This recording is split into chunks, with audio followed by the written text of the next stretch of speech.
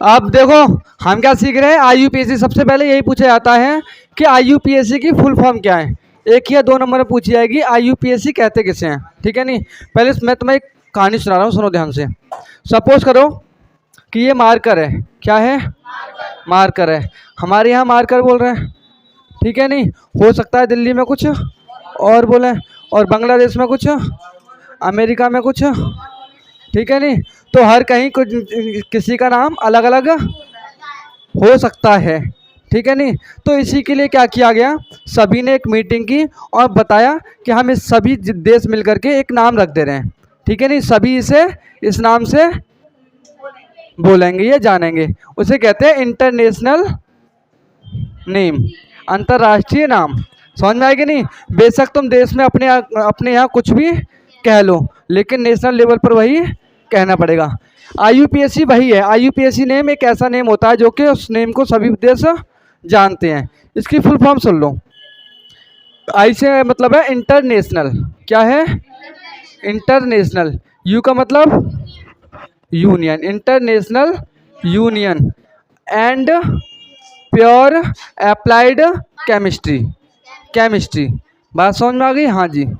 आईयूपीएससी की full form पूछी जाती है, international union and pure applied chemistry, ठीक है नहीं। हाँ जी, बोर्ड में ये पूछी जाती है 1 नंबर की, ठीक है नहीं। Inter national union pure and applied chemistry, ठीक है नहीं। इसकी ये फुल फॉर्म पूछी जाएगी। बात समझ में आ गई? अब देखो किसी भी तत्व का, किसी भी एलिमेंट का आईयूपीएससी नाम, इंटरनेशनल नेम रखने के लिए ये एक फॉर्मूला है, ठीक है नहीं। P plus RW plus PS plus SS। P का मतलब क्या होता है? P का मतलब क्या होता है? पूर्व लग्न, प्रीफिक्स। P का मतलब क्या होता है? प्रीफिक्स, ठीक है नहीं। S का मतलब क्या हो जाएगा? सफिक्स। R का मतलब क्या हो जाएगा? रूट। W का मतलब हो जाएगा रूट वर्ड, मूल बिंदु, ठीक है नहीं, मूल जड़ जो कह लो। बात समझ में आ रही है? तो देखो सबसे पहले क्या है, प्राथमिक। सबसे पहले प्राथमिक देखते हैं, प्राथमिक है क्या है, फिर आईयूपीएससी नाम एक मैं बताता हूँ, ठीक है। सुनो, वे पदार्थ या फिर वे शब्द जो किसी श्रृंखला में जुड़ करके पहले नाम दर्शाते हैं, उसे क्या बोलते हैं हम? प्रीफिक्स बोलते हैं। हिंदी में बोले तो पूर्व लग्न, पहले जुड़ने वाले शब्द। बात समझ में आ गई? इसके बाद है तुम्हारा मूल वर्ड। क्या है? मूल वर्ड। मूल वर्ड क्या है? मूल वर्ड वे वर्ड हैं जो कि कार्बन की संख्या को दर्शाते हैं। जैसे कार्बन की संख्या हो तो एक मैथ हो जाएगा, कार्बन की संख्या 2 हो तो एथ हो जाएगा, कार्बन की संख्या 3 हो तो प्रॉप हो जाएगा, ठीक है नहीं। कार्बन की संख्या 4 हो तो ब्यूट हो जाएगा, कार्बन की संख्या 4 हो तो ब्यूट हो जाएगा। बात समझ में आ रही है कि नहीं? इसका मतलब क्या है? रूट वर्ड क्या हो गए? रूट वर्ड का मतलब वे वर्ड होते हैं जो कि कार्बन के नंबर को दर्शाते हैं और उसके द्वारा उसके नाम को हम बोलते हैं। एनी डाउट नहीं है ना? इसके बाद आता है एस। एस का मतलब होता है सफिक्स। सफिक्स का मतलब होता है अनुलग्न। वे शब्द जो कि किसी भी श्रृंखला में बाद में लगाए जाते हैं उन्हें क्या कहते हैं हम? सफिक्स या फिर अनुलग्न कहते हैं, ठीक है नहीं। इसे भी हम क्या करते हैं? 2 तरीके से काटते हैं, एक तो प्राइमरी सफिक्स और एक सेकेंडरी सफिक्स। बात समझ में आ रही है? प्राइमरी सफिक्स कौन से होते हैं? प्राइमरी सफिक्स वे सफिक्स होते हैं जो कि single bond, double bond, triple bond में दिखाए जाते हैं, ठीक है नहीं। और सेकेंडरी सफिक्स वे सफिक्स होते हैं जो कि किसी नाम का पीछे जोड़ा जाता है। बात समझ में आ रही है? अब एक हम एग्जांपल ले लेते हैं आईयूपीएस नेम के लिए। हाँ, सारी चीज ले आना, यहाँ रख देना सब चीजें।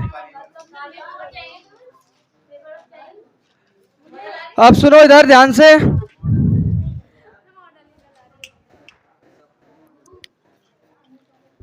मैं एक नाम ले लेता हूं,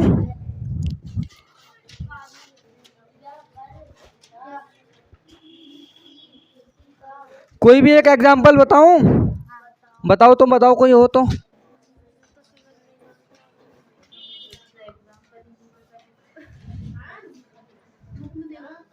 चलो मैं बता रहा हूँ, ठीक है? नहीं,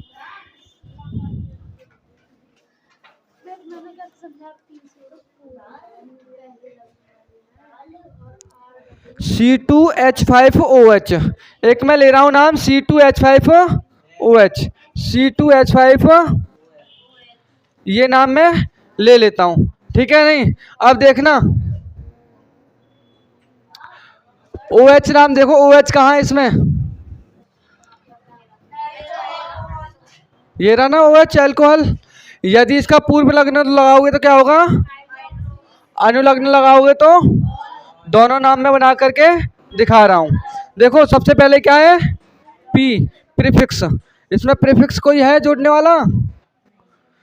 इसका नाम मैथ एथ, रूट वर्ड पे आ जाते हैं। मैथ एथ क्या हो जाएगा? एथ हो गया, ठीक है? नहीं, अब देखना कार्बन का दूना करके दो जुड़ रहा है। OH क्या, OH कब जुड़ा हुआ होगा? जब एक हाइड्रोजन यहां से हट गया होगा। देखो C2H है और H हमारी